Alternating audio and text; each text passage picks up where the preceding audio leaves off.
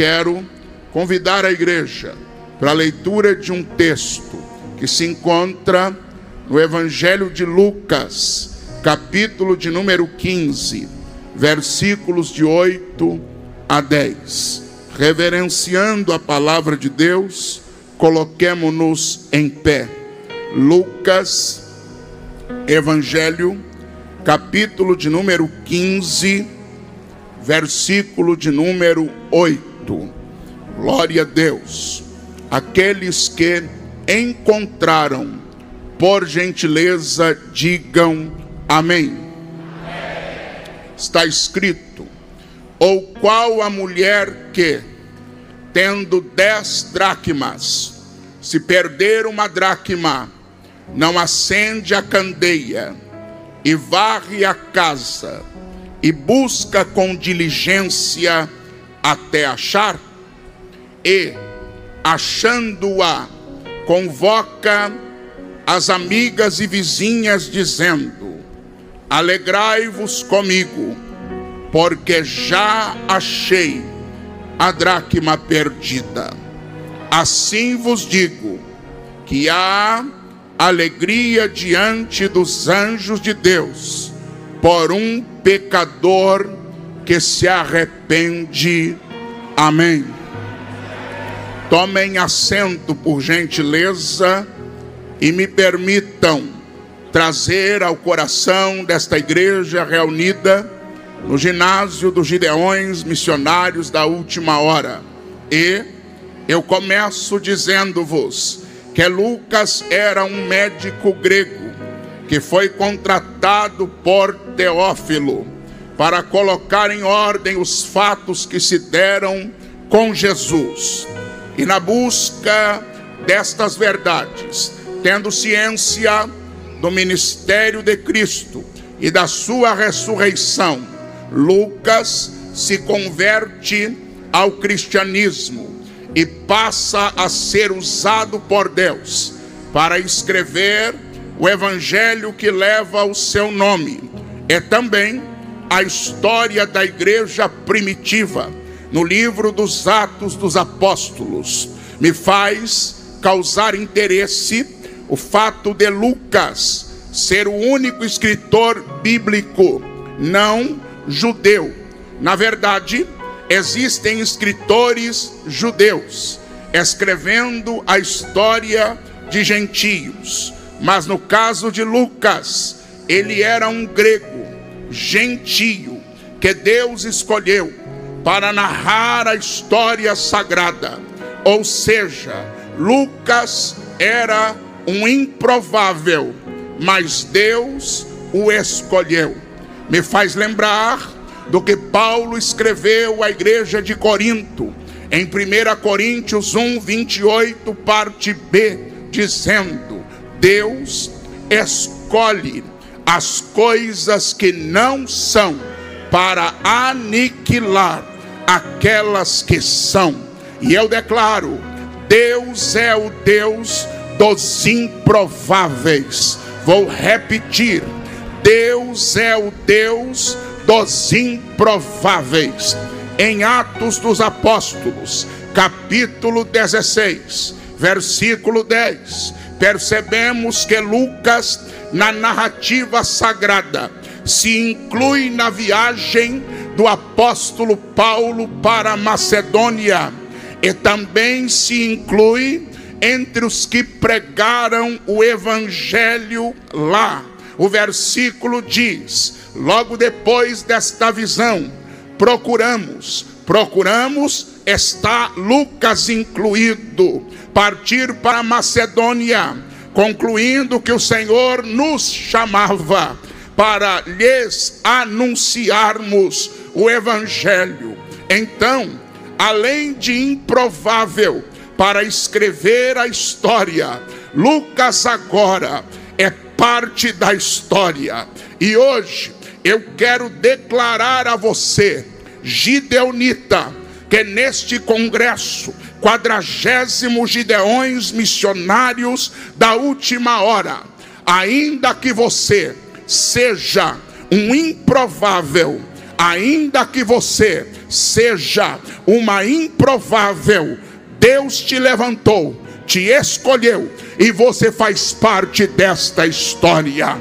Eu não consigo chegar aqui e deixar de me lembrar que é muito antes de ter a honra de ser um dos pregadores deste congresso, eu vinha muitos anos antes de excursão de Campinas a Camboriú, vinha junto com meus irmãos e permanecia aí embaixo onde vocês estão, adorando a Deus, ouvindo palavra e sendo cheio do Espírito Santo. Houve um ano nesse ginásio que o poder foi tanto que eu fui falando línguas estranhas sem conseguir parar, do ginásio até o hotel. Então eu posso me unir a vocês e declarar: eu faço parte desta história. Você tem mais alguém neste ginásio que faz parte desta história? Levante a tua mão e dê um brado de glória a Deus esta noite. Ora, podemos dizer que o capítulo 15 do Evangelho de Lucas é um registro do ministério de Cristo, destacado e organizado com perfeição e precisão por aquele que o apóstolo Paulo chamava de médico amado. Temos neste capítulo a parábola da ovelha perdida, a parábola da dracma perdida, a parábola do filho pródigo. Podemos perceber ao longo dos evangelhos que é um dos instrumentos que o meigo Nazareno usou para transmitir a mensagem e o seu ensino com sua grande sabedoria foram as parábolas. As parábolas são um meio de comunicação muito eficiente e muito usado na Bíblia. Parábola é uma narrativa alegórica que utiliza elementos do cotidiano para transmitir uma verdade ou um ensinamento moral, espiritual ou teológico. Jesus usou parábolas para tornar seus ensinamentos acessíveis e impactantes para aqueles que o ouviam. A definição da parábola é literalmente colocar ao lado, tendo como propósito provocar uma reflexão e confrontar os ouvintes com verdades que precisam ser entendidas. Quem não gosta de ouvir verdade não vai andar com Jesus. Quem não gosta de ser confrontado não vai andar com Jesus. Nós temos na parábola do semeador um alerta e uma verdade muito grande. Mateus, no capítulo 13, versículos 18 e 19, escreve: escutai vós, pois, a parábola do semeador. Quando alguém ouve a palavra do reino e não a entende, vem o maligno e arrebata o que foi semeado no seu coração. E o Espírito de Deus me dizia que Satanás tem assaltado corações na nação brasileira que ouvem a palavra, mas infelizmente não entendem a palavra. Porém, nesta noite eu venho na fúria do leão da tribo de Judá dizer a este povo com muita convicção e declarar: o inimigo não vai roubar a palavra que Deus mandou para o teu coração. Não, eu vou dizer de novo, porque estou sentindo autoridade. O diabo não vai roubar a palavra que Deus mandou para o teu coração. Nesta noite nós vamos orar como orou o salmista no Salmo 119, verso 18, onde ele diz: Senhor, abra os meus olhos para que eu contemple as maravilhas da tua tua lei. O diabo quer que nós sejamos leigos de Bíblia, mas ele vai se dar mal com os gideonistas, porque aqui é biblicista, aqui é Bíblia com certeza. Sim, todos nós, igreja, sabemos que a vinda de Jesus ao mundo, além do propósito sublime de prover salvação, também teve como um de seus objetivos tirar a humanidade das trevas e trazer luz ao entendimento dos perdidos. O apóstolo Paulo, tomando a autoridade da palavra, diz em Colossenses 1:13: pois ele nos resgatou do domínio das trevas e nos transportou para o reino do Filho do seu amor.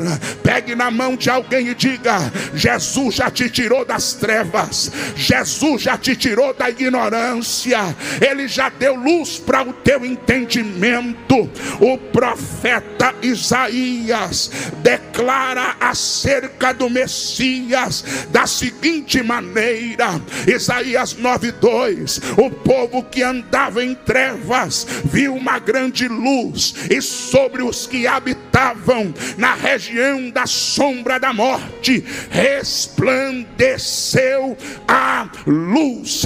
O maior sonho do diabo é ver o crente andando nas trevas, mas vai se dar mal, Satanás, porque o farol de Jesus está sobre a igreja.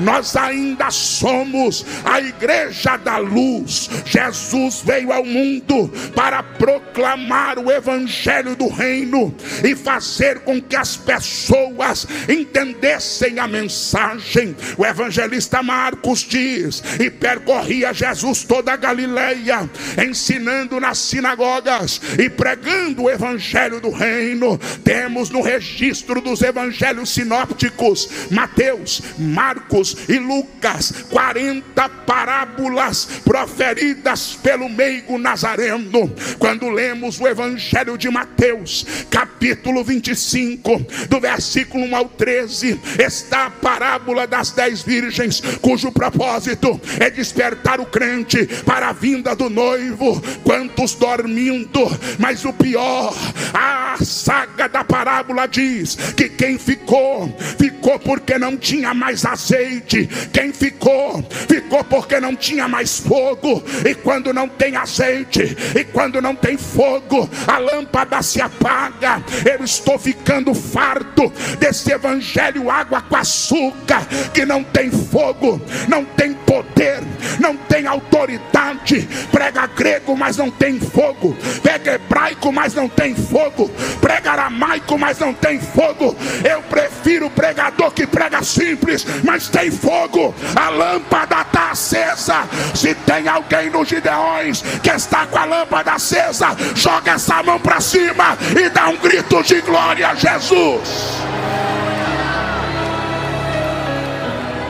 No versículo 14 até o 30 do mesmo capítulo 25, Jesus conta a parábola dos talentos, e a ênfase recai sobre aquele que, tendo recebido o talento de Jesus, escondeu, negligenciou, andando pela terra e também conhecendo a igreja nas nações, olhando o movimento do povo de Deus. Quantos talentos enterrados, gente que Deus escolheu, gente que Deus levantou, gente que Deus capacitou, mas enterrou o talento. O Espírito Santo bradava nos meus ouvidos e dizia: Gideões 2025 será um congresso onde talentos serão renovados, onde talentos serão despertados. Também no Evangelho de Marcos, capítulo 4, versículos 30 a 32, a planta da mostarda é usada para revelar que o reino de Deus vai crescer. Começou pequeno, mas vai crescer. Assim disse o Deus da sua sabedoria, e está escrito no livro de Jó: o teu começo terá sido pequeno, mas o teu último estado crescerá em abundância. Fica tranquilo, quem nasce grande é monstro. Crente nasce pequeno, ministério nasce pequeno, e o diabo olha para o ministério pequeno e diz: vai acabar. O diabo olha para o ministério pequeno e diz: não vai dar conta. Mas quem deu o ministério está dizendo: fica tranquilo que vai crescer, fica tranquilo que eu vou honrar, fica tranquilo que eu vou levantar. Em Lucas, capítulo de número 10, versículo de 25 a 37, nós temos a parábola do bom samaritano, que nos ensina que o amor ao próximo verdadeiro e genuíno se traduz em atitudes concretas. Tenho certeza que aquele sacerdote, por ser pregador, pastor Silas, dos mandamentos, pregava que tinha que amar ao próximo, mas na hora de ter atitude, ele passou de largo. Tenho certeza que o levita da parábola cantava sobre o amor ao próximo, mas na hora de ter atitude, Caliane, ele passou de largo. Deixa eu dizer uma coisa: Deus está cansado de gente que prega, mas não tem vida. Deus está cansado de gente que canta, mas não tem vida. O samaritano não tinha oportunidade no templo, não cantava no templo, não pregava no templo, mas na hora de ter atitude, ele teve atitude. Vamos parar de querer palco e vamos ter atitude de cristão de verdade.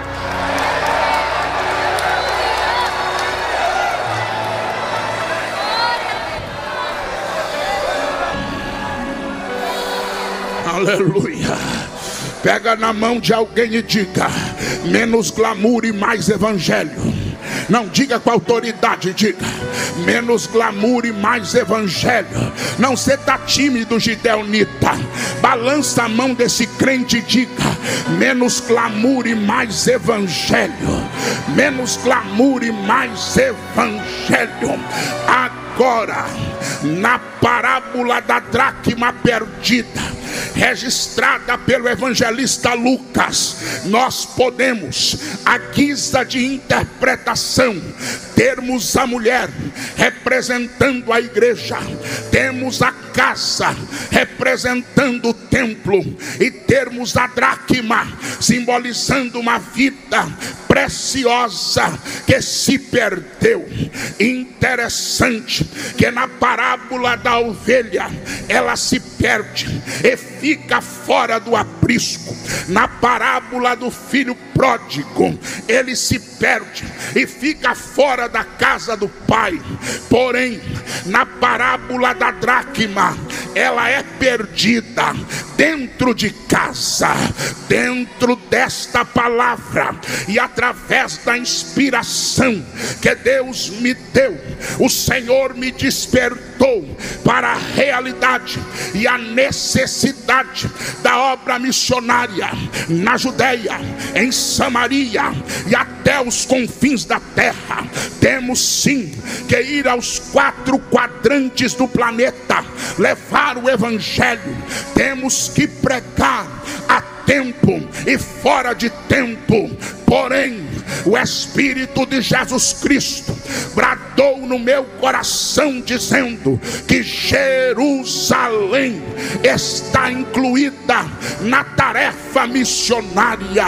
Jerusalém, na época de Jesus, era o centro da religiosidade e da espiritualidade, a cidade onde estava o templo de Deus, a cidade onde se concentravam as grandes escolas de teologia daquele tempo. Contudo, Jerusalém havia se corrompido com o legalismo hipócrita dos fariseus, com a incredulidade dos saduceus, que não criam mais no sobrenatural, com o rigor separatista e exclusivista dos essênios, e com a politicagem profana dos herodianos. É triste constatar que no tempo de Jesus, o santo templo de Jerusalém havia se tornado um lugar onde cambistas negociavam o sagrado,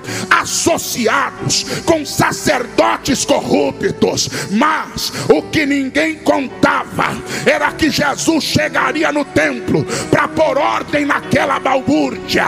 O escritor sagrado, evangelista Marcos, diz em Marcos 11:15: e vieram a Jerusalém, e Jesus entrando no templo, e Jesus entrando no templo, e Jesus entrando no templo, e Jesus entrando no templo. Veio para pregar? Não, hoje ele não veio para pregar. Veio para fazer um sermão novo? Não, hoje ele não veio para fazer sermão novo. Veio para se apresentar? Não, hoje ele não veio para se apresentar. Nesse dia ele entrou no templo para jogar a mesa de cambista para baixo. Nesse dia ele entrou no templo para mostrar que casa de Deus não é casa de negócio. Nesse dia ele entrou no templo para dar chicotada no lábio de sem vergonha que quer ganhar dinheiro em cima da fé. Se fé para você é lucro, você está no lugar errado. Que é lucro, vai no mercado financeiro. Fé não é para dar lucro, fé é para gerar alma. Jesus está entrando no templo. Jesus está entrando no templo. Pega na mão de um crente do teu lado e diga: Jesus está entrando no templo. Jesus está entrando no templo. Jesus está entrando no templo. Jesus está entrando no templo. Qual é a consequência da atitude de Jesus com os cambistas e com os vendedores de pombo? Versículo 18: e os escribas e os principais sacerdotes, tendo ouvido isto, buscavam ocasião para o matar, pois ele o temia, porque toda a multidão estava admirada acerca da doutrina. Me permita dizer uma coisa séria: há um problema quando Deus levanta um profeta. Os escribas querem matar, os herodianos querem matar, os essênios querem matar. Sabe qual é o problema com essa corja? É que está tudo assentado nos púlpitos. Herodiano não fica lá no meio da multidão dando glória, não. Herodiano gosta de púlpito. Essênio não fica, não chega no pavilhão na manhã missionária 5 horas da manhã para adorar, não. Ele gosta de posição no altar. Essênio, o saduceu não crê em nada.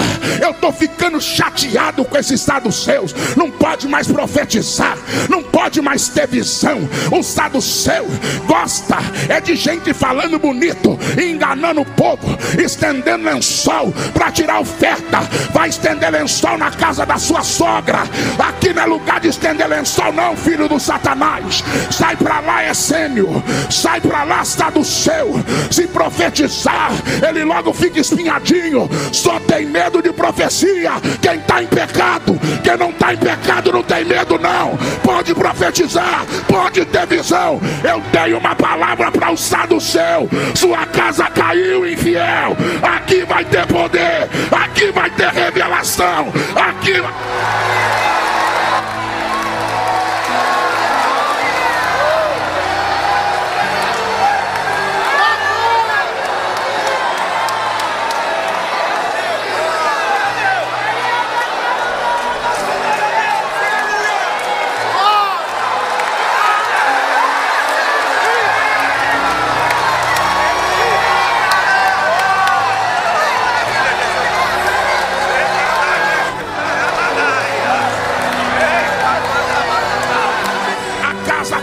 Saduceu.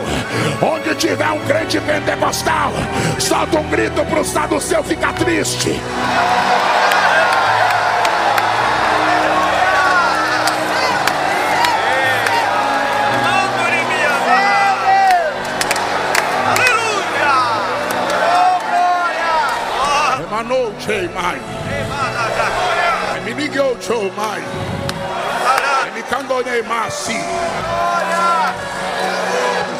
Há uma expressão que veio como inspiração ao meu coração.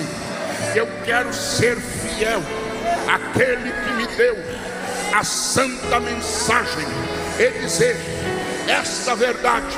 A igreja reunida em Camboriú e através das mídias eletrônicas em todos os cantos da terra, uma igreja corrompida não gera salvos, ela acumula perdidos. Vou dizer de novo: uma igreja corrompida não gera salvos, ela acumula perdidos. Pega na mão de alguém e diga: igreja corrompida não gera salvos, ela acumula perdidos. Por isso, no zelo da sua graça e no poder da sua misericórdia, Jesus nos alerta: tem vidas preciosas perdidas dentro do templo.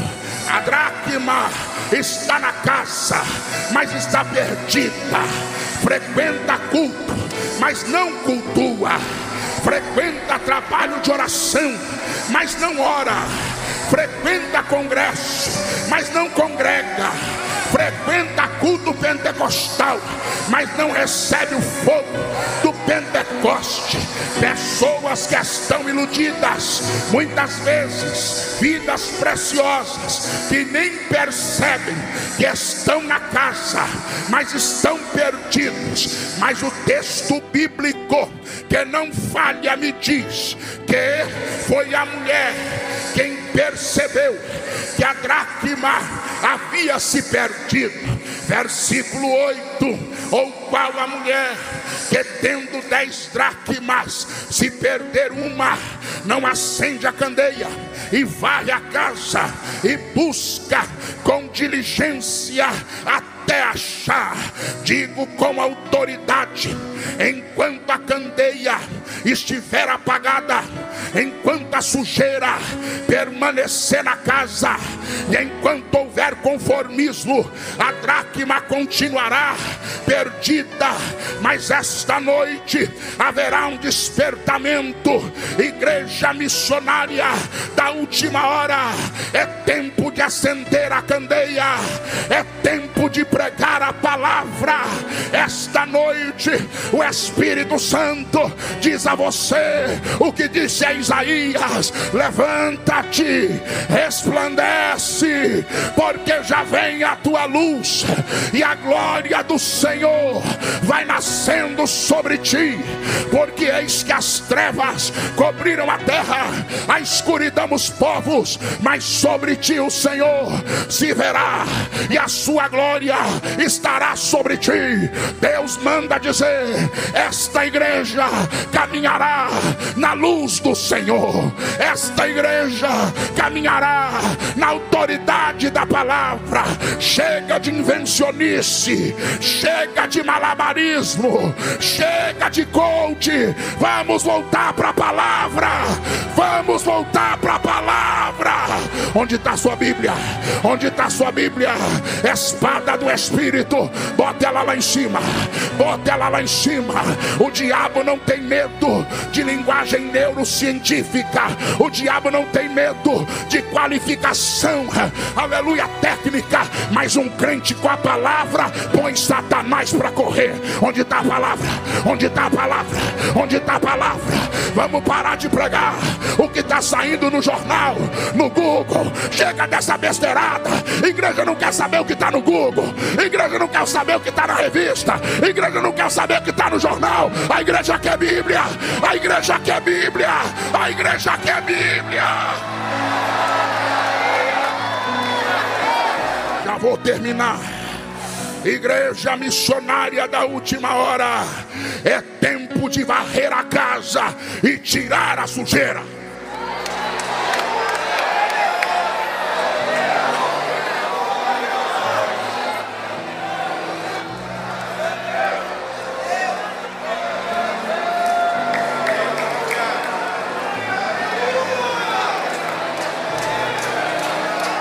Há 16 anos que Deus me dá a honra de pregar nos Gideões missionários da última hora. E nesses 15 anos, eu nunca fui um covarde. Debaixo de pressão, debaixo de peia, debaixo de crítica, sendo jogado de lado, sendo humilhado, deixado para depois, mas eu nunca fui um covarde. Se colocar de noite, Tiago Donato, o negrão prega. Se colocar de tarde, o negrão prega. Se colocar de manhã, o negrão prega. E se nem colocar, o negrão prega.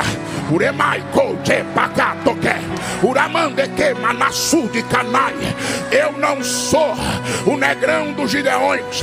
Eu ainda sou o menino da 13 de maio, que abria a Bíblia em frente à mesbla e pregava, abria a minha boca.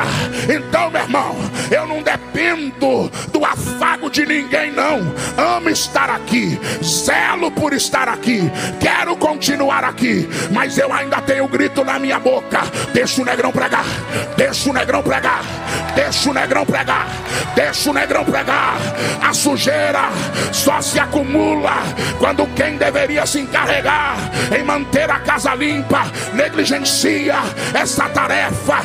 Em Lucas capítulo 11, Jesus diz que o diabo gosta de sujeira, porque quando ele sai, a casa é varrida e é limpa. Quem gosta de sujeira é Satanás. Quem gosta de falcatrua, Jonathan, é Satanás. Quem gosta de caixa 2 é Satanás. Quem gosta de mentira é Satanás. Mas eu vim aqui esta noite, na autoridade do leão de Judá, dizer: a sujeira vai sair, a sujeira vai sair.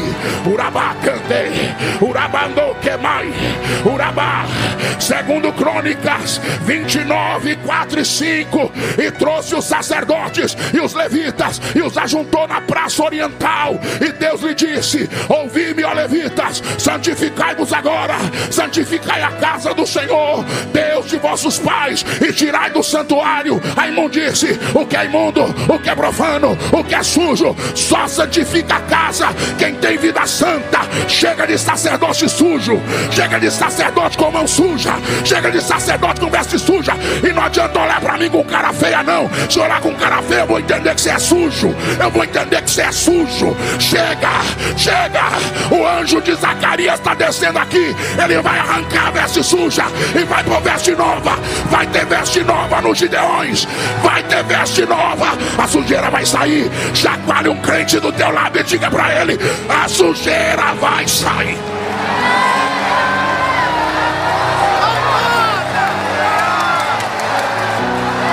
Fazem 6 anos que eu te ouço na madrugada, me pedindo e dizendo: tira a sujeira, Deus, tira a sujeira, Deus. Este ano, minha serva, será o 7º ano, e o ano 7 é o ano da minha perfeição. Eu me levantei do céu, a sujeira vai sair, assim diz o Senhor. Debi, Jomi, Kawi, Prewi, Laui, Joey, Canti, Bragi, Jomi, Manti, Fragi, Jomi, Debi, Boi, Laui, Demanaya, Demanchou, Demai, Remanda, Lebanai. Tem uns filhos do diabo dizendo: se tirar a sujeira, as almas não vêm. Mentira de Satanás. Quando a sujeira sai, a dracma é achada. Quando a sujeira sai, as almas se convertem. Quando a sujeira... Cadê o grito de santo, ciganaiada? Cadê o grito de santo? Cadê o grito de santo, igreja? Cadê? Cadê? Eu quero ouvir esse ginásio dizendo: santo, santo. Eu vou te dar 1 minuto. Só quem não gosta de sujeira grita: santo.